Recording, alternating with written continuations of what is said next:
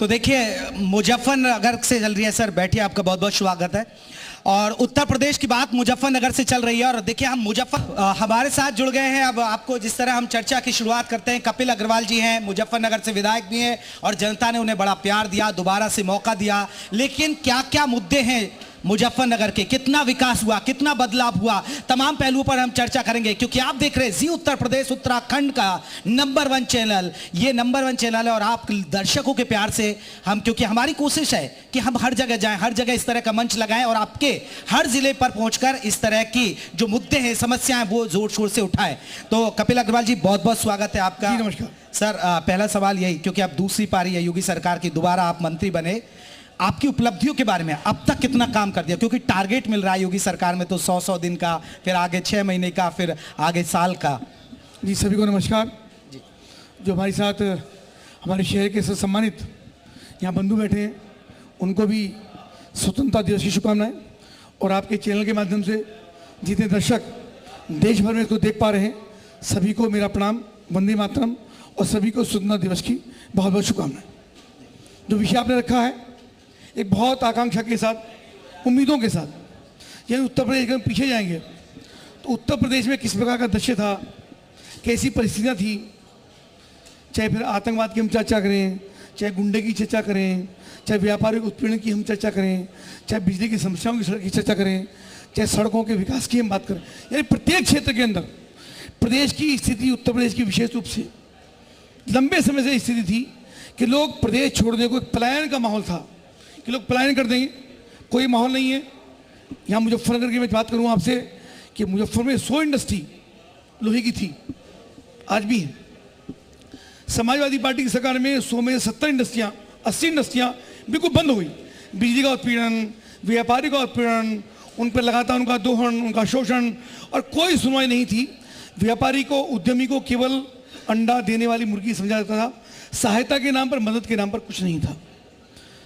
2017 में एक शानदार विश्वास के साथ भारतीय जनता पार्टी को मोदी जी के नेतृत्व में एक शानदार अमेंडमेंट उत्तर प्रदेश की जनता ने दिया।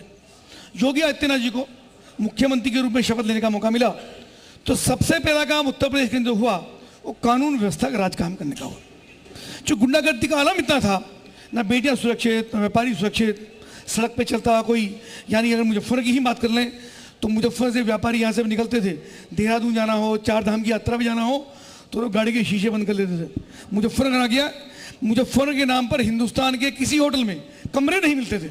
ये स्थिति यहाँ की थी। मैं धन्यवाद करूँगा जनता का, उसके बाद मुख्यमंत्री जी का, कि प्रदेश के अंदर कानून का राज कायम हुआ है और जिसका संदेश हिंदुस्तान नहीं पूरी दुनिया के अंदर है। जितने गुंडा, माफिया, मवेली, कब्जा करने वाले लोग, आतंक फैलाने वाले लोग, आंखों आंखों में दहशत फैलाने वाले लोग, ऐसे सब लोगों का कायाकल्प करके उनको या तो ईश्वर के पास भेजा है या उनका कानून के रास्ता सिखाया है।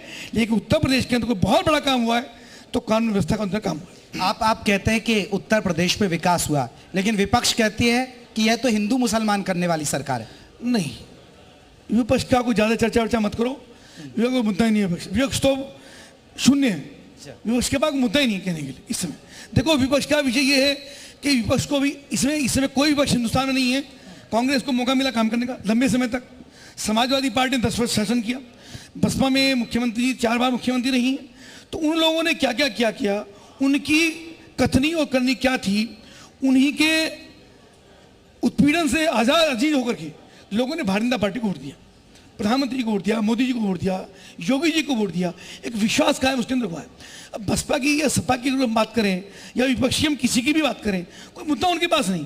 हिंदू मुस्लिम की अगर बात है तो हिंदू मुस्लिम करने का काम समाजवादी पार्टी ने किया। प्रदेश के अंदर नफरत का माहौल समाजवादी पार्टी ने फैलाया, वो लगातार दंगे, लगातार। अब मुजफ्फर की चर्चा करी जाए, मुजफ्फर में बैठे हैं, 2013 में दंगा हुआ, तो 2013 में छोटी सी मैं चर्चा कर लूँ, विशेषत आपका नहीं होगा पर आप मैं बताऊंगा तो आपकी समझ में आएगा। 2013 में एक बेटी के मान सम्मान के लिए 2 नौजवानों की हत्या हुई। इस घटना को यहीं तक एंड भी कर सकते हैं। हत्या हुई, लोग गिरफ्तार हुए, लोग जेल चले, पर ऐसा नहीं हुआ। इसमें जब लोग गिरफ्तारियां हुई तो फिर बवाल हुआ। समाजवादी पार्टी की सरकार में रातों रात डीएम-एसएसपी को बदला गया। जो हत्यारे यहां पर पकड़े गए थे, महत्वपूर्ण बात मैं बता रहा हूं और चैनल में बोल रहा हूं, आपका जिम्मेदार चैनल है, जो हत्यारे यहां पर पकड़े गए रातों रात उनको रिहा कर दिया गया। समाजवादी पार्टी के प्रदेश के नेतृत्व के दबाव में, उसी को लेकर मुजफ्फर माहौल खड़ा हुआ, सैकड़ों लोगों की जाने गई। और सबसे महत्वपूर्ण बात यह है कि जब उनको मुआवजा आया मृतकों का, बातें तो बहुत सारी लंबी, घंटों में उसी के ऊपर चर्चा कर सकते हैं, पर सबसे बड़ी बात यह जब उनका मुआवजा आया उस समय जो लोग मृतक थे, तो मृतक दोनों पक्षों के लोग थे। अगर हिंदू मुस्लिम की बात करूं तो हिंदू भी थे, मुस्लिम भी थे, पर 99 लाख रुपया केवल मुसलमानों के लिए आया।